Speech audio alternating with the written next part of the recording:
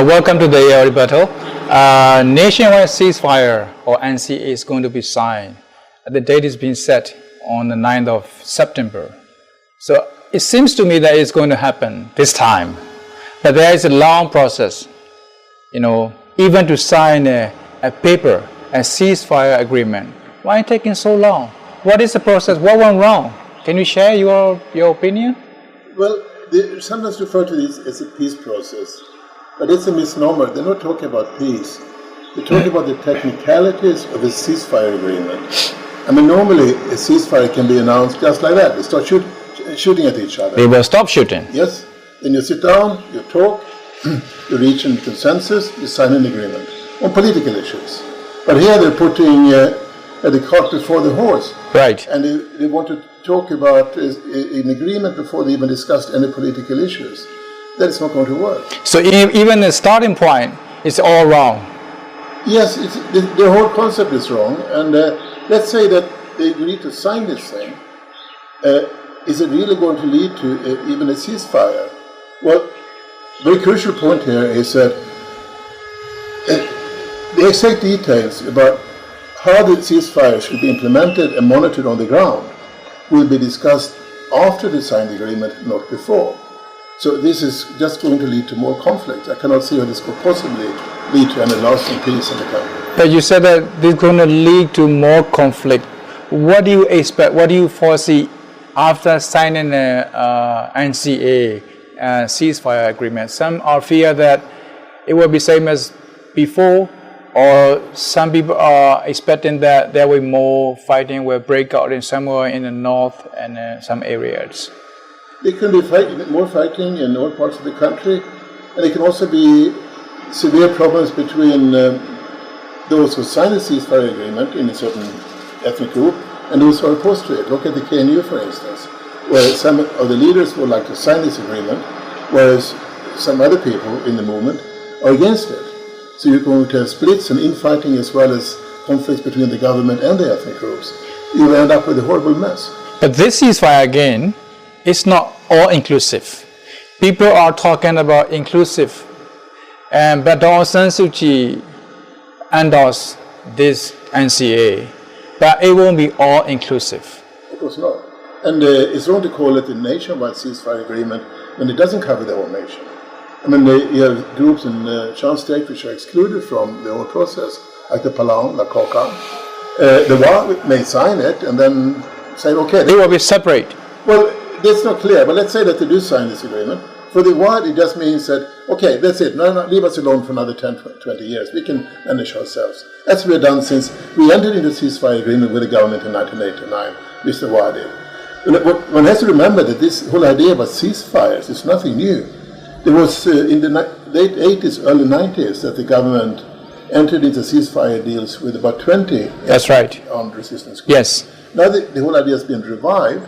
The only thing that's different this time is that they want everyone to sign this agreement once again, and you have a whole machinery of foreign peacemakers getting involved in this whole process. I call it the peace industry. Peace industry. Before going to that area, before we tackle this department about peace industries, and I'd like to also, it's quite intriguing to see the President Thein Sein government, former general. They were very eager to sign this ceasefire agreement before the election. It's more like, to me, it's more like a ceremonial thing. But there are also foreign embassies and Western governments and donors, communities are very much excited and so optimistic, full of optimism. And those, including those peacemakers and comments that you one time mentioned in your article. Why there's euphoria about this signing a ceasefire, and what is behind it? One can expect that President Thein Sein's government would like to finish this before the election so they can leave behind a legacy of re-establish peace in the country. But also, I think they do believe that if they can get a ceasefire agreement or even if it is not really a nationwide ceasefire agreement, before the election, it would strengthen their chances of doing quite well in the elections, because they think they would get a lot of kudos and support from the general public that, oh, this guy's achieved something. So there's certainly a factor. And the third factor is, of course, let's say that this government is not in power next year. Right. Then what will happen? And another government may be much more critical of the whole process and have a different approach. So therefore they're eager to wrap it up as soon as possible before the elections are held in. Aside from Norway, what about UN and other Swiss and donor countries? Seems to be allegedly, to put it politely, siding with the government and the Myanmar Peace Center. Yes, they are. As you know, the European Union, of which Norway is not a member, is actually the main financier. EU, yes. EU is the main, the financial backer for the Myanmar Peace Center. And what did they achieve? Nothing. And I think the reason why I think about Norway is because it's not the first time that Norway gets involved in an ethnic conflict in Asia. They were involved in an absolutely disastrous process in Sri Lanka. And it ended with a bloodbath. And I was actually told by two friends from Oslo, so not some outsiders, that when Norwegian tourists go to Sri Lanka these days, they can't say that we are from Norway. Right. Because they will probably end up, with a punch in the face or something like that. So they're actually saying that, oh, we are from Sweden. And I never thought Norwegian would take those words in his mouth that I'm from Sweden. But the Norway's name is that bad in Sri Lanka right now. And I wouldn't be surprised if you're seeing a similar thing in Myanmar within a couple of years. If Norway... What is the motive behind? Can we clarify? Can we get a more in-depth analysis on why Norway is so eager to involve in this peace process? Is it that there's a business interest, or what kind of incentive are they having? Well, it's business interest, of course. We have seen Telenor establish itself in Myanmar. The Norwegian oil companies also go in there and invest and so on. Right. But it's also a kind of legacy of the Nobel Peace Prize. They think Norway believes they're the peacemaker of the world. Right. They can go anywhere and solve problems. But so far, to the best of my knowledge, they haven't managed to solve a single conflict anywhere in the world. I mean, not in the Middle East, and certainly not in Sri Lanka, and it's not going to happen in Burma either. But aside from Norway, again, I want to push it again that UN, EU, plus the US and China have a bigger stake in this peace process as well. Because if you look at these ethnic conferences being held last 2-3 years in ethnic regions in Kachin or Karen states, as well as in Yangon, the ambassador from both countries are attending and having talking to both sides and also making comment on this peace process to go ahead. And now, this is the first time we actually have the whole international community getting involved in the so-called peace process in Burma. But we have to remember this is not the first so-called peace process. The first took place already about a year after Ne Win seized power in 1962, the peace parlor in Yangon at that time, which ended in nothing. And then after that, there's been numerous attempts at establishing some kind of peace talks. All of them failed, of course.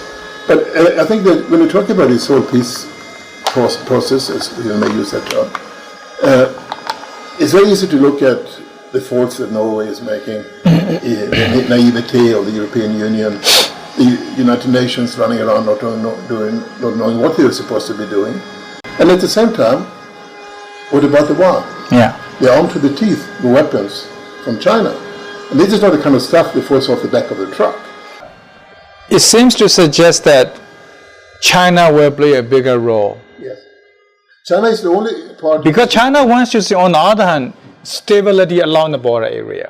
Of course, they want stability along the border area, but they don't want to see Myanmar drift into the Western camp, become an ally of the United States.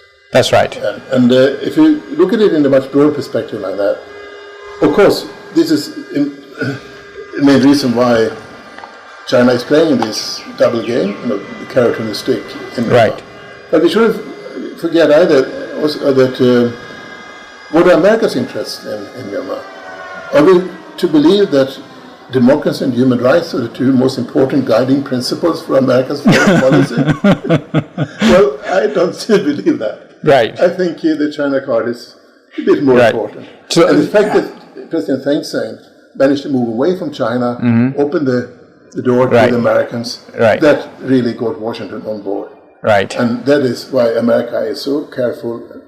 They don't want to criticize the government, no matter what the government does, because they think that then they will push them back into China's embrace. So are you suggesting that these peacemakers, whatever self-appointed peacemaker, have no clue about complexity on the ground? They have no clue. They're totally clueless. Those I met and the reports I read from them show that they're completely clueless. It is very sad because, I mean, it just makes the situation messier, much more difficult to tackle. But if the foreign community wanted to make a contribution to peace in Myanmar, they should not be sending these people who are just, talking about things that they really don't have no understanding about. Because the weakness of this whole process is not only the part of the government, it's also the part of the ethnic groups. Right. Because they say that we want to have a federal system. Right. I asked them, well, what kind of federal system? And they said, a genuine federal system. But it's not really an answer. I mean, if the foreign community could make any contribution to peace and prosperity in your country, it would be to sit down with these ethnic groups and work out the parameters for a federal system which would be suitable to the specific conditions in Myanmar, that would work and not be a threat to national unity. I want to go back to these peacemaker, or whatever you call it, paid peace mercenaries, or whatever you call it. Since they've been paid, we assume that they are well paid. Yes, they are. And those donors whom they receive the money from have the vested political interest. They have their own agenda. And can peacemaker be neutral and impartial in that sense? They can, but the peacemakers in Burma are not neutral and impartial. Right. They're definitely on the side of the government. And they're also putting pressure on the ethnic groups to sign an agreement which they don't really want to sign. Because they don't want us to see a ceasefire. What they want, they've been saying this since day one of this whole process, is they want to talk about the future of the country. What kind of country should we live in? Should it be a unitary state or a federal state? They want a federal system, but they don't really know what kind of federal system. But also there is a persistent criticism towards ethnic groups about lack of trust, deficiencies of trust, and lack of unity, and also about the business and trade interest in this conflict. I mean, first of all, we have to remember that ethnic conflicts in Myanmar is not just between the majority Burmans and all the other ethnic groups. It's also between the various ethnic nationalities. The Shan and the Kachin never really liked each other. The Karen and the Shan don't really like each other. So the last question, is there any hope in this peace process where there be a genuine federal union in Myanmar or Burma or the Golden Land in sometime in the future, and the role of the military, because it seems to be sending a very mixed signals towards the demands by the ethnic groups, and government has given I think much more, according to some informed sources, much more decent proposal towards ethnic groups, but military seems to be taking a much harder stance. There was a lot of enthusiasm when Wang Min, the main negotiator here from the government side, took the word federalism in his mouth. But actually, one shouldn't be too excited about that either. I mean, people have been talking about federalism and not since it was abolished in 1960. That's right. So it's nothing new, really. But the fact that he actually said it made the international community so. It's a taboo word in Burma. Almost a taboo word. But remember, it is a taboo word in military circles. That's right. That's the point. That's right. And from what I heard, the military were not happy with Wang Min after he had made that slip of tongue and said the forbidden F word. Another forbidden F word. Exactly. Right. In discussions with the ethnic armed groups. The army sees federalism as a threat, as a first step towards disintegration of the country. Why do you think that? Well, one has to ask them, because the other system, the unitary state, obviously hasn't worked, because we have had a civil war now for 60 years. So something else has to be tried.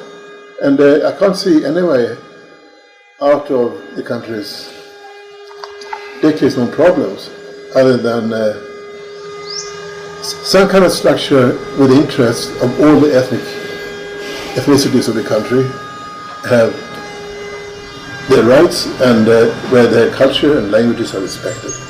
And that would mean some kind of federal system. Exactly what it would look like, I really don't know, and I have no answer to that question. But that is when the international community could step in and help the country move forward. Not to put pressure on the people to sign an agreement which nobody really likes anyway. That is a destructive approach, and it's not going to lead to peace. Thank you very much, Bertil. Thank you. Thank you.